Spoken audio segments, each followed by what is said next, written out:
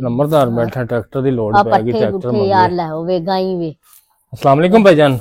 वालेकुम सलाम। नंबरदार साहब की हाल है? ठीक ठाक आ यार मेरा ट्रैक्टर बंद हो गया, ट्रैक्टर ते दे 10 मिनट। ट्रैक्टर चाहिए तेन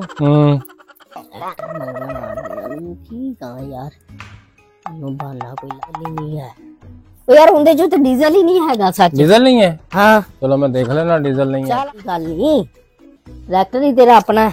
पीछे हो। हां देख ला नहीं हैगा यार।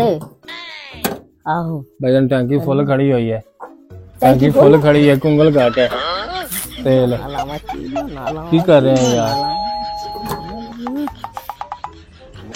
ओ इंदा ते टायर चो बा बड़ी घट है यार वेख केड़े बा टायर घट है वे घट बा यार सारे टायरां च हवा ओ पूरी बा है यार। घट पुत्र वेख यार पूरी उस्ताद मैं उस्ताद तो हवा भरा लेना पेंचर वाले को हवा भरा लेना मैं उत्थों यार बैठा होया अपना सेन पेंचर वाला बैठा मैं उनको हवा भरा लेना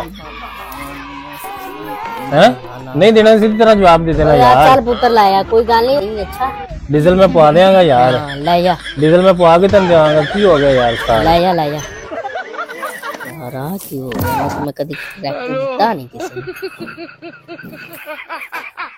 स्टार्ट ही ना होवे।